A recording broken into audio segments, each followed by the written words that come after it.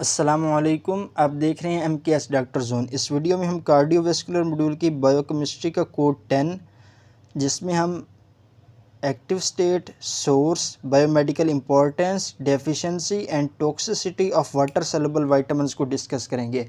Water soluble vitamins हमारे पास दो category में आते हैं, एक विटामिन बी ग्रुप है और विटामिन सी है।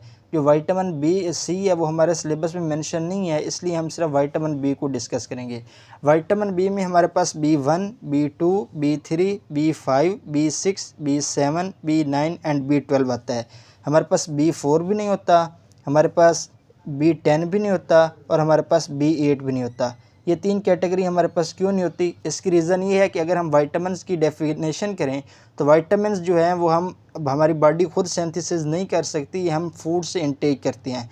जबकि जो विटामिन B4, B10 और B8 हैं ये हमारी बॉडी खुद सिंथेसिस कर लेती है, इसलिए हम इन्हें विटामिन्स की कैटेगरी से निकाल देते हैं। अगर हम बारी बारी इनको डिस्कस करें तो सबसे पहले हमारे पास है विटामिन B1। विटामिन B1 का जो केमिकल नेम है वो है हमारे पास थायामीन और इसकी जो डेली रिक्वायरमेंट है वो है 1 मिलीग्राम। और अगर हम इसकी एक्टिव स्टेट को देखें तो वो है हमारे पास थायामीन पायरोफॉस्फेट। इसके जो सोर्स हैं वो हैं हमारे पास होल ग्रेन्स हैं, सीरियल्स हैं। अगर हम इसकी बायोमेडिकल इंपॉर्टेंस को देखें तो ये हमारे पास ऑक्सीडेटिव डीकार्बोक्सिलेशन रिएक्शन में अपना रोल प्ले करती है।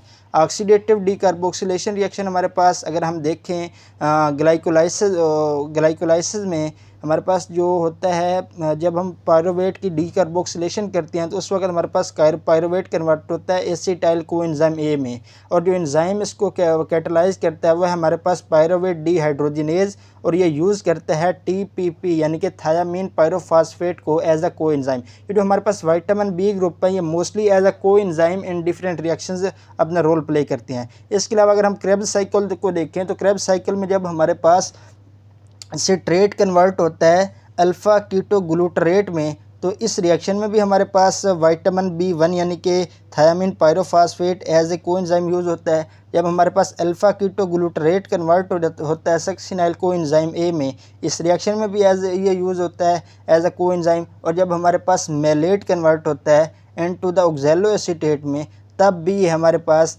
यूज़ होता है as a coenzyme vitamin B1। उसके अलावा ये हमारे पास ट्रांसक्यूटोलेज रिएक्शन में भी यूज़ होता है। ट्रांसक्यूटोलेज रिएक्शन हमारे पास HMP शंट में होते हैं मोस्टली, और हमारे पास branch chain alpha keto acid dehydrogenase enzyme जो है ये भी इसे यूज़ करता है एज अ कोएंजाइम।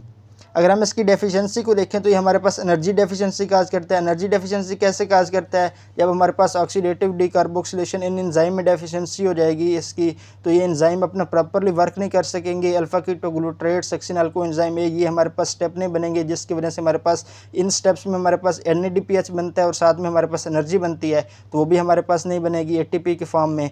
तो इसके अलावा ये न्यूरोलॉजिकल प्रॉब्लम्स भी काज करेंगे। इसके अलावा ये बेरीबरी डिजीज़ करेगा। बेरीबरी अब हमारे पास क्या है? बेरीबरी हमारे पास होती है उन पेशेंट्स में जो पॉलिश्ड राइस खाते हैं, और इसके हमारे पास 3 टाइप्स हैं। एक हमारे पास ड्राई होती है, एक हमारे पास वेट होती है, और एक हमारे पास होती है इनफर्टाइल, तीसरी होती है इनफर्टाइल।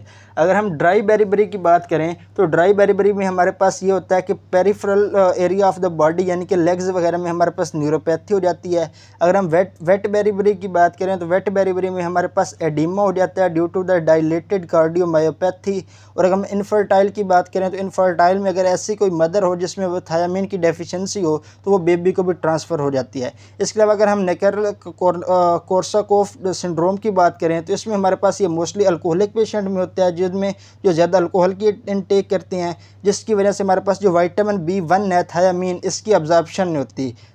थायामीन की जब अब्जॉर्प्शन नहीं होती तो ऐसे जो पेशेंट्स हैं उनकी से हमारे पास सिम्टम्स क्या होती हैं? मेंटल कन्फ्यूजन होती है, उनका जो गेट है वो अटेक्सी हो जाता है, हेलुसिनेशन हो जाती है। उसके अलावा हमारे पास नेस्टोगमिस होती है जो है, और जो हमारे पास आई के मसल हैं पेशेंट्स के वो वीक हो जाते हैं। हमारे पास विटामिन B1 की कोई टॉक्सिसिटी नहीं है।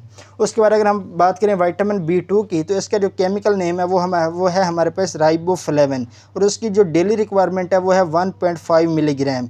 अगर हम विटामिन B2 की एक्टिव स्टेट को देखें तो वो हमारे पास दो हैं, एक है FAD और एक है हमारे पास FMN। इसके जो सोर्सेज हैं वो cereals, yeast, fish, meat, eggs etcetera. अगर हम इसकी बायोमेडिकल इंपॉर्टेंस को देखें तो हमारे पास जो FAD है ये पायरुवेट डीहाइड्रोजिनेज जो एंजाइम हमने ऊपर डिस्कस किया है, ये इसे यूज़ करता है एज ए कोएंजाइम। इसके अलावा हमारे पास सक्सिनाइल डीहाइड्रोजिनेज जो कि सक्सिनेट को कन्वर्ट करता है फ्यूमरेट में, वो भी इसे यूज़ करता है एज ए को एंजाइम। इसके अलावा alpha keto acid dehydrogenase enzyme वो भी इसे यूज़ करते हैं। Acetyl co enzyme A dehydrogenase भी इसे यूज़ करते हैं। और अगर हमारे पास FMN को हम देखें तो FMN हमारे पास एल अमाइनो एसिड ऑक्सीडेज जो एंजाइम है वो इसे यूज़ करते हैं एज ए को एंजाइम।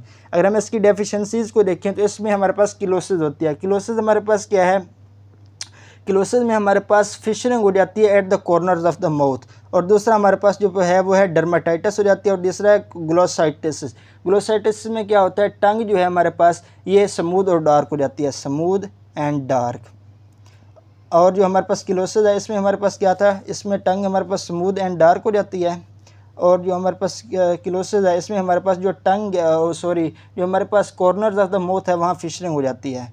उसके बाद जो तीसरा विटामिन है विटामिन B3, जिसका केमिकल नेम है नियासिन। इसकी जो डेली रिक्वायरमेंट है वो हमारे पास है 20 मिलीग्राम।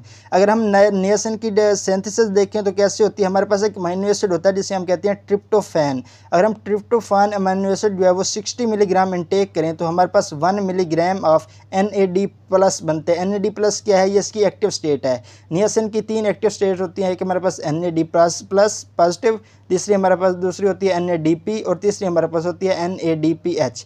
इसके अगर हम सोर्स को देखें तो हमारे पास मीट, फिश, एग, यीस्ट और सीरियल्स हैं। ये NAD+ जो है इसकी सिंथेसिस कैसे होती है, 60 मिलीग्राम अगर हम अमीनो एसिड ट्रिप्टोफैन लें तो हमारे पास 1 मिलीग्राम ऑफ NAD+ की सिंथेसिस होती है। अब हम इनके बारी बारी बायोमेडिकल इंपॉर्टेंस देखते हैं। जो NAD+ है ये हमारे पास ग्लाइसरल्डिहाइड 3-फॉस्फेट डीहाइड्रोजिनेज जो एंजाइम है वो इसे यूज़ करता है as a coenzyme. Lactate dehydrogenase इसे यूज़ करता है as a coenzyme. Alpha ketoglutarate इसे यूज़ करता है, और जब हमारे पास अल्फा कीटोग्लूटरेट कन्वर्ट हो जाता है into the succinyl coenzyme A, तब हमारे पास NAD+ कन्वर्ट हो जाता है इनटू द NADH, तब ये यूज़ होता है एज ए कोएंजाइम। इसी तरह जब हमारे पास मेलेट कन्वर्ट होता है ऑक्सैलोएसीटेट में तब ये यूज़ होता है। इसी तरह जब हमारे पास सिट्रेट कन्वर्ट होता है अल्फा कीटोग्लूटरेट तब भी ये यूज़ होता है एज ए कोएंजाइम। इसके बाद अगर हम बात करें NADP की तो ये हमारे पास HMP शंट में यूज़ होता है। HMP शंट में कहाँ यूज़ होता है, जब हम जो हमारे पास एंजाइम है ग्लाइसरल्डिहाइड 6-फॉस्फेट डीहाइड्रोजिनेज ये इसे यूज़ करते हैं एज ए कोएंजाइम।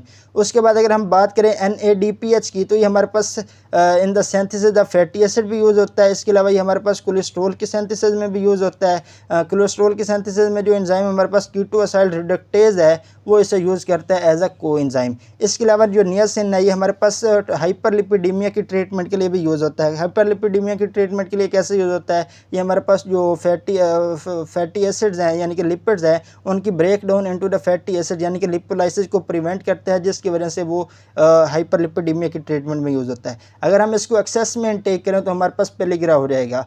पेलिग्रा क्या होता है, इसमें हमारे पास 3D होता है। 3D क्या है, diarrhoea, dementia and dermatitis. Dermatitis mostly in the neck area.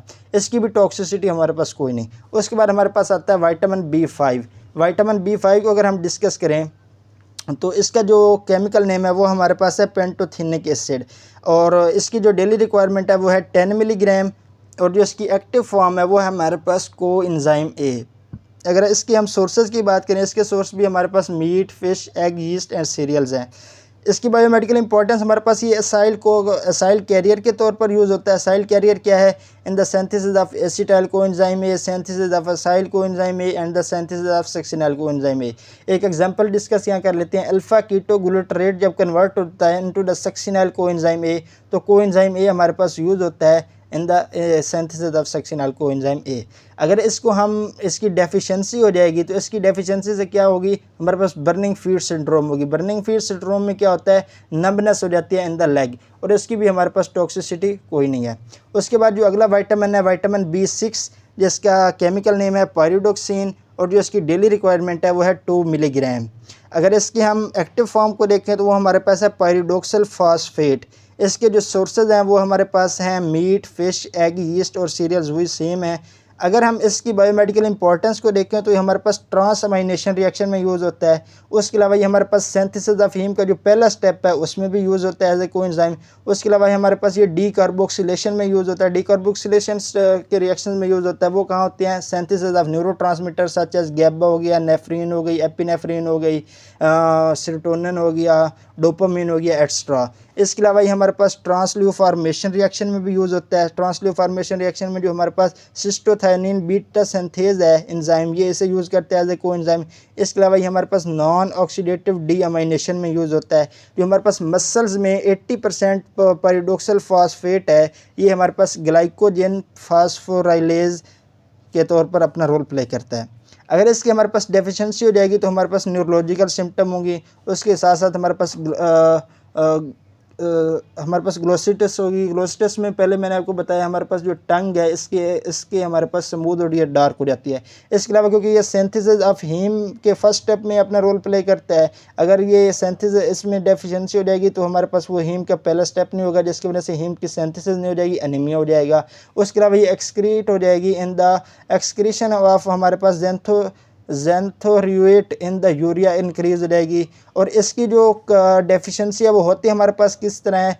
हमारे पास एक ड्रग है जिसका नाम है आइसोनियाजिड। ये ट्रीटमेंट ऑफ ट्यूबरक्लोसिस के लिए हम मोस्टली यूज़ करते हैं। ये जो आइसोनियाजिड है ये हमारे पास इसकी डेफिशिएंसी काज करता है पायरिडोक्सिन की।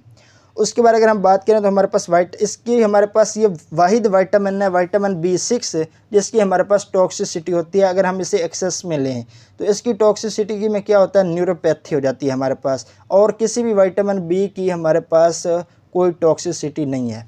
उसके बाद अगर हम बात करें विटामिन B7 की तो इसकी जो डेली रिक्वायरमेंट है वो है हमारे पास 30 से लेकर 100 माइक्रोग्राम, और इसका जो केमिकल नेम है वो हमारे पास है बायोटिन, और जो इसकी एक्टिव फॉर्म है वो है बायोसाइटिन। इसकी भी सोर्स वही है हमारे पास meat, fish, egg, yeast and serials.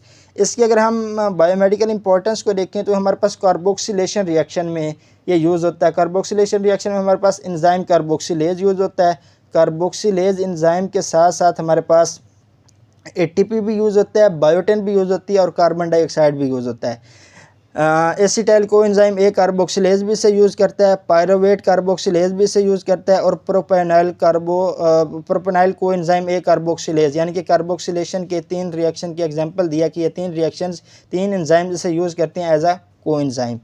अब इसकी डेफिशिएंसी में हमारे पास क्या होता है? इसकी डेफिशिएंसी होती कैसे है? अगर हम रॉ एग्स को इनटेक करें तो जो रॉ एग्स की वाइट होती है उसमें होता है हमारे पास ग्लाइकोप्रोटीन एविडिन। ग्लाइकोप्रोटीन एविडिन क्या करती है? ये बाइंड हो जाती है स्ट्रांगली विद द बायोटिन। जब ये बायोटिन के साथ स्ट्रांगली बाइंड हो जाती है तो ये इसकी अब्जॉर्प्शन को प्रिवेंट करती है, जिसकी वजह से इसकी डेफिशिएंसी हो जाती है। इसकी डेफिशिएंसी के सिम्टम क्या हैं? डर्माटाइटिस, हेयर लॉस हो जाएगा, नासिया हो जाएगी, और लॉस ऑफ एपिटाइट। इसकी भी टॉक्सिसिटी हमारे पास कोई नहीं है। उसके बाद अगर हम बात करें विटामिन B9 की तो विटामिन B9 के हमारे पास डेली रिक्वायरमेंट 200 माइक्रोग्राम है। इसका जो केमिकल नेम है वो है फोलिक एसिड, और जो इसकी हमारे पास एक्टिव फॉर्म है वो है टेट्राहाइड्रोफोलेट THF। इसके जो हमारे पास सोर्स है वो है ग्रीन लीफी वेजिटेबल्स। अगर हम इसकी बायोमेडिकल इंपॉर्टेंस की बात करें तो ये हमारे पास DNA के सिंथेसिस में अपना रोल प्ले करता है। ये किस तरह करता है ये बाद में आपको बताता हूँ। इसमें विटामिन B9 और B10 दोनों DNA के सिंथेसिस में अपना रोल प्ले करते हैं। उसके अलावा हमारे पास ये 1 कार्बन मेटाबॉलिज्म में अपना रोल प्ले करता है। 1 कार्बन मेटाबॉलिज्म में कैसे रोल प्ले करता है? 5 रिएक्शंस हैं। सीरीन की कन्वर्शन इनटू द ग्लाइसिन, इसमें भी विटामिन B9 यूज़ होता है। UMP की कन्वर्शन इनटू द TMP, इसमें भी विटामिन B9 यूज़ होता है। Synthesis of C2 and C8 of purines nitrogen bases, double ring nitrogen bases जो होती हैं हमारे पास, उनमें भी हमारे पास फोलिक एसिड यूज़ होता है। इसके अलावा होमोसिस्टीन अमाइनो एसिड की कन्वर्शन इनटू द मेथियोनिन, इसमें भी हमारे पास विटामिन B9 यूज़ होता है। और synthesis of form amino glutamic acid में भी हमारे पास विटामिन B9 यूज़ होता है। अगर हमारे पास विटामिन B9 की डेफिशिएंसी हो जाएगी तो हमारे पास क्या क्या हो जाएगा? पहला जो मेजर सिम्टम है वो हमारे पास हो जाएगा मेगैलोब्लास्टिक एनीमिया। मेगैलोब्लास्टिक एनीमिया कैसे हो जाएगा? जब हमारे पास विटामिन B9 की डेफिशिएंसी होगी तो UMP की कन्वर्शन इनटू द TMP कम हो जाएगी, जिसकी वजह से TMP का लेवल कम हो जाएगा। इसके साथ साथ हमारे पास जब ये इसकी डेफिशिएंसी होगी तो ये जो प्यूरिन्स हैं इनकी सिंथेसिस कम हो जाएगी। जब प्यूरिन्स और टीएमपी की सिंथेसिस कम हो जाएगी तो हमारे पास जो डीएनए है वो भी उसकी सिंथेसिस कम हो जाएगी, क्योंकि डीएनए में हमारे पास नाइट्रोजन बेसिस प्यूरिन्स यूज़ होती हैं, उनका लेवल कम हो जाएगा। जब डीएनए का साइज़ कम हो जाएगा तो हमारे पास जो न्यूक्लियस है न्यूक्लियस का साइज़ कम हो जाएगा। जब न्यूक्लियस का साइज़ हमारे पास स्मॉल हो जाएगा, जब डीएनए का लेवल हमारे पास कम हो जाएगा तो न्यूक्लियस का साइज़ स्मॉल हो जाएगा, क्योंकि न्यूक्लियस के अंदर ये डीएनए रिजाइड करता है। जब न्यूक्लियस का साइज़ कम हो जाएगा तो हमारे पास जो साइटोप्लाज्म है उसका लेवल साइज़ इंक्रीज़ हो जाएगा। साइटोप्लाज्म का साइज़ इंक्रीज़ और न्यूक्लियस का साइज़ डिक्रीज़ होने से हमारे पास मैक्रोसाइट्स बन जाएंगे। मैक्रोसाइट्स के बाद ये हमारे पास immature erythrocytes into the red blood cells into the blood stream आ जाएंगे हमारे पास, जिसकी वजह से हमारे पास मेगालोब्लास्टिक एनीमिया हो जाएगा। उसके बाद दूसरी जो इसके डिफेक्ट है, ये हमारे पास न्यूरल ट्यूब डिफेक्ट करता है। न्यूरल ट्यूब क्या होती है? जब बेबी एम्ब्रियो की डेवलपमेंट हो रही होती है तो उसमें हमारे पास जब न्यूरल ट्यूब बनती है तो उसका एक क्रेनियल साइड पर ओपन होता है और एक वो कार्डल साइड पर ओपन होता है। जो क्रेनियल साइड पर ओपन होता है ये भी क्लोज होता है और कार्डल वाला भी बाद में क्लोज होता है, और इसके लिए हमारे पास विटामिन B9 यानी कि फोलिक एसिड रिक्वायरमेंट होता है। अगर किसी वजह से फोलिक एसिड की डेफिशिएंसी हो जाए तो ये दोनों जो हमारे पास पोर है, क्रेनियल पोर और कार्डल पोर, ये दोनों क्लोज नहीं होंगे। अगर हमारे पास क्रेनियल पोर क्लोज नहीं होगा तो हमारे पास स्पाइना बाइफिडा हो जाएगा, और अगर हमारे पास ये जो कार्डल पोर है ये क्लोज नहीं होगा तो हमारे पास क्या हो जाएगा? एनेंसेफेली हो जाएगी। तीसरा जो इसकी डेफिशिएंसी है वो है हमारे पास होमोसिस्टीन को ये कन्वर्ट करता है इनटू द मेथियोनिन। अगर ये हमारे पास इसकी डेफिशिएंसी हो जाएगी तो ये कन्वर्जन नहीं होगी, होमोसिस्टीन का लेवल इंक्रीज हो जाएगा। होमोसिस्टीन का लेवल इंक्रीज हो जाएगा तो ये हमारे पास एलडीएल ऑक्सीडेशन में अपना रोल प्ले करता है। जब ये एलडीएल ऑक्सीडेशन में अपना रोल प्ले करेगा तो एथेरोस्क्लेरोसिस हो जाएगी, जिसकी वजह से हमारे पास कार्डिक मैनिफेस्टेशन हो जाएगी। उसके अलावा हमारे पास excretion of form aminoglutamic acid in the urine increase हो जाएगा। अभी हम डिस्कस करते हैं आखिरी विटामिन B12, जिसका केमिकल नेम है कोबैलामिन और इसकी डेली रिक्वायरमेंट है 2 माइक्रोग्राम। इसकी एक्टिव स्टेट जो है वो है एडिनोसाइल B12 और मिथाइल B12, और ये वाहिद विटामिन है विटामिन B12 जो हम स्टोर करते हैं इन द लीवर, और इसकी जो स्टोरेज फॉर्म है वो है हमारे पास एडिनोसाइल B12।